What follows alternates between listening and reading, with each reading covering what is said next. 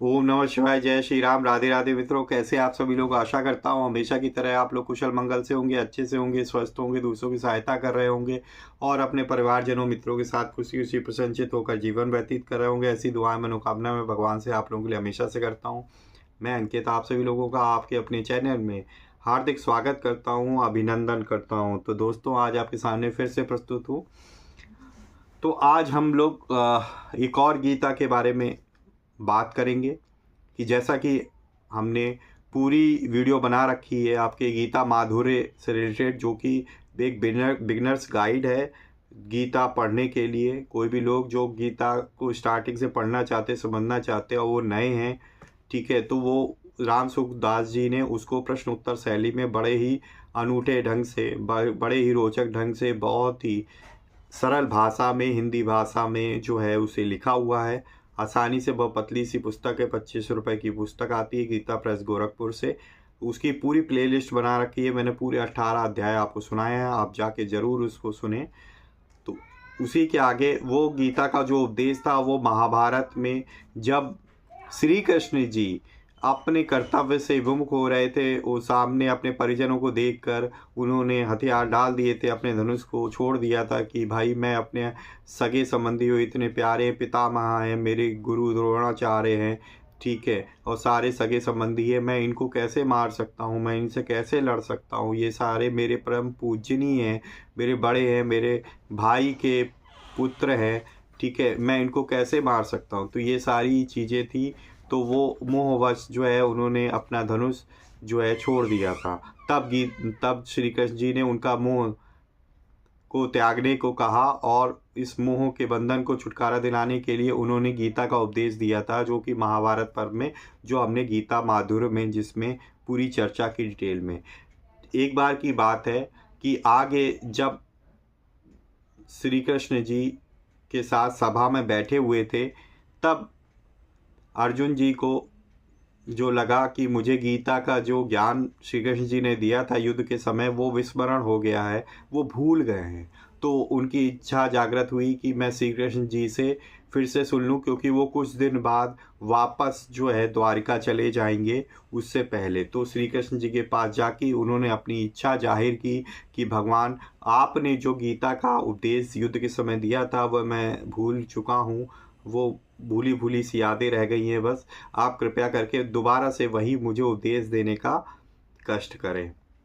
तो श्री कृष्ण जी ने ये सुनकर कहा कि देखो वत्स, अब मैं फिर से पुनः उसी ढंग से आपको दोबारा तो नहीं सुना सकता हूँ। हाँ हाँ, मैं फिर से जो है ना आपको दूसरा उपदेश दूंगा, जो कि बाद में उत्तर गीता के नाम से प्रसिद्ध हुआ, जो कि महाभारत के अंदर ही अश्वमेधादि पर्व के अंदर अनुगीता नाम के उप पर्व के अंतर्गत आता है।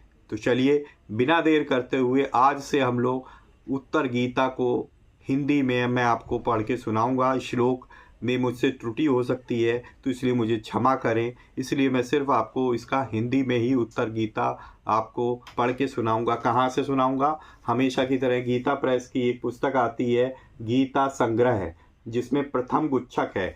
आप कंफ्यूज मत हुइएगा, एक उत्तर गीता द्वितीय गुच्छक में है, यानी द्वितीय पार्ट में है, वो संकलित है, वो किसी और ने सुनाई थी। ये जो गीता है ये महाभारत काल के अश्वमेधादि पर्व के अंदर अनुगीता नाम के उपपर्व में आती है, जो श्री कृष्ण ने अर्जुन जी को सुनाई थी, इसलिए बाद में सुनाई थी युद्ध के पश्चात, तो इसलिए इसका नाम उत्तर गीता पड़ गया। दोस्तों चलिए बिना देर करते हुए सर्वप्रथम हम भगवान श्री गणेश जी का आवाहन करेंगे, उसके बाद स्टार्ट करेंगे। वक्रतुंड महाकाय सूर्यकोटि समप्रभा निर्विघ्नं कुरु मे देव सर्वकार्येषु सर्वदा। जय श्री गणपति बप्पा मोरया। तुमेव माता च पिता तुमेव, तुमेव बंधु च सखा तुमेव, तुमेव विद्या द्रविणं तुमेव, तुमेव सर्वं मम देव देवो। चलिए शुरू करते हैं।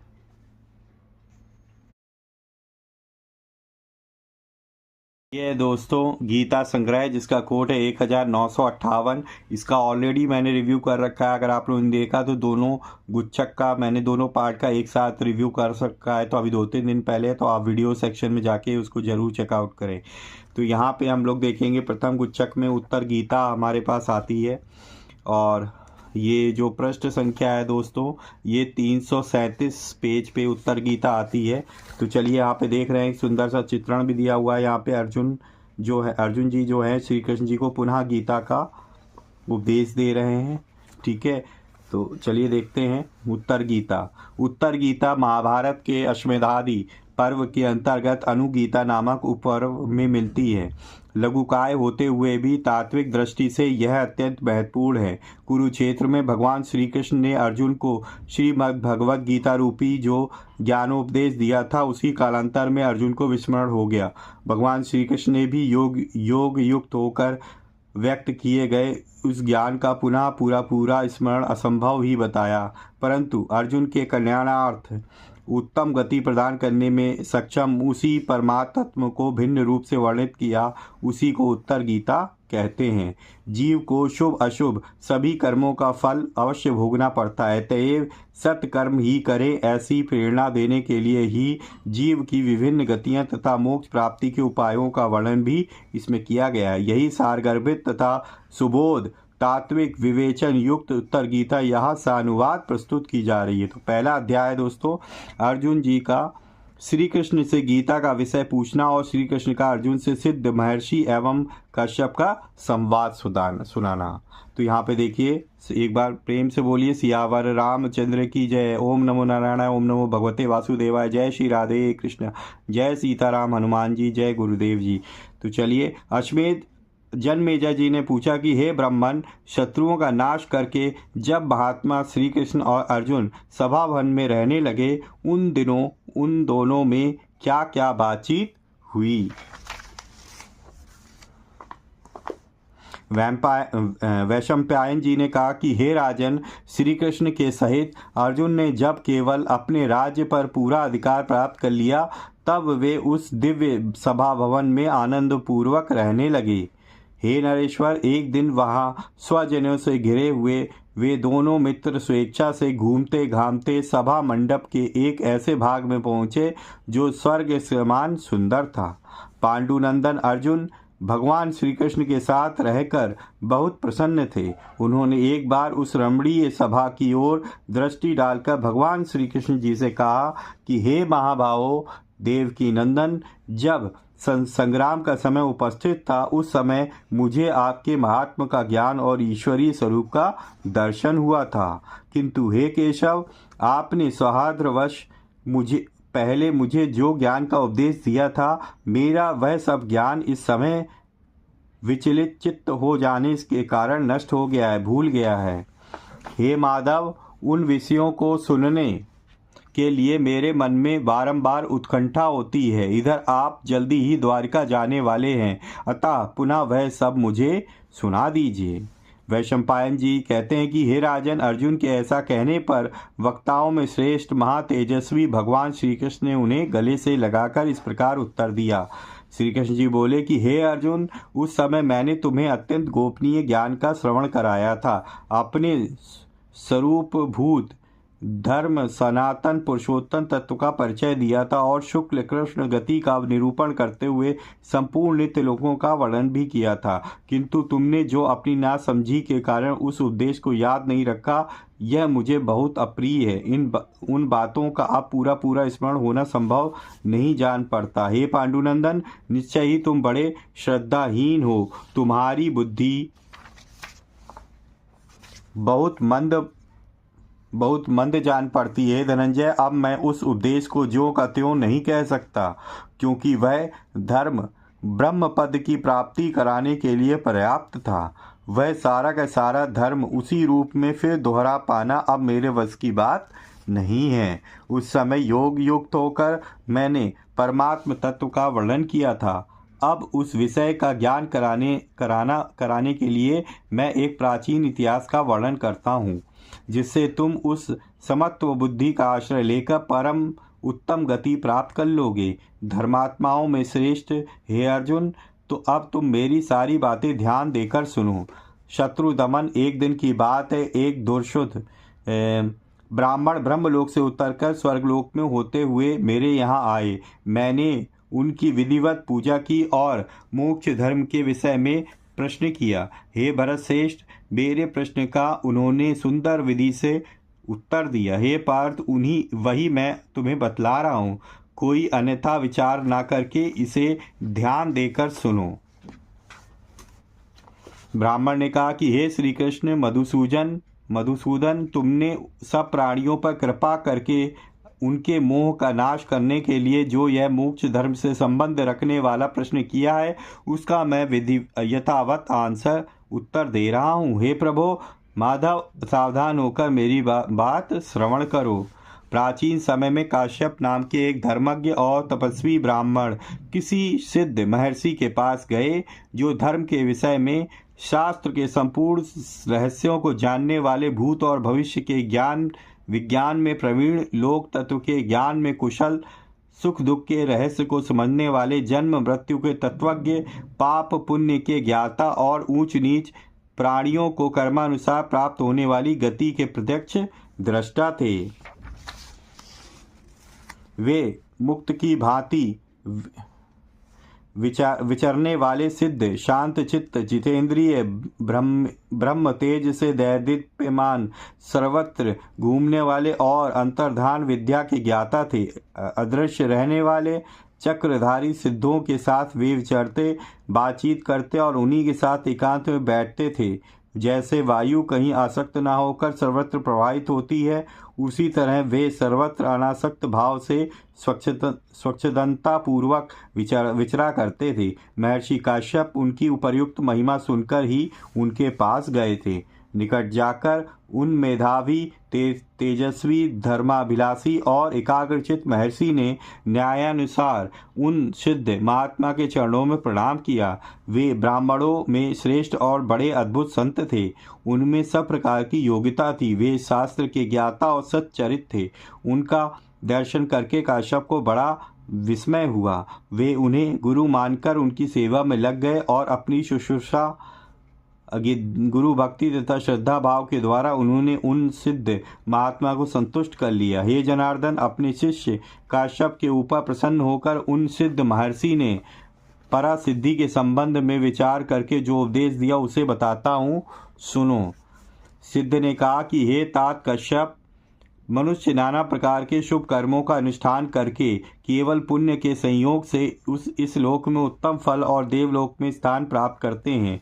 जीव को कहीं भी अत्यंत सुख नहीं मिलता, किसी भी लोक में वह सदा नहीं रहने पाता। तपस्या आदि के द्वारा कितने ही कष्ट सहकर बड़े से बड़े स्थान को क्यों ना प्राप्त किया जाए, वहाँ से भी बार बार नीचे ही आना पड़ता है। मैंने काम क्रोध से युक्त और तृष्णा से मोहित होकर अनेकों बार पाप किए हैं और उनके सेवन के फलस्वरूप घोर कष्ट देने वाली अशुभ गतियों को भी भोगा है। बार बार जन्म और बार बार मृत्यु का क्लेश उठाया है। तरह तरह के आहार ग्रहण किए और अनेकों स्तनों का दूध पिया है।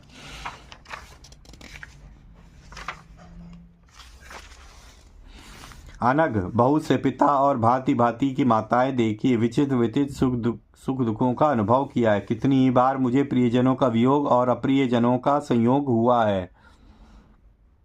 जिस धन को मैंने बहुत कष्ट कहकर कमाया था, वह मेरे देखते देखते नष्ट हो गया। राजा और स्वजनों की ओर से मुझे कई बार बड़े बड़े कष्ट और अपमान उठाने पड़े हैं। तन और मन की अत्यंत भयंकर वेदनाएं सहनी पड़ी हैं। मैंने अनेक बार घोर अपमान, प्राण दंड और कड़ी कैद की सजाएं भोगी हैं।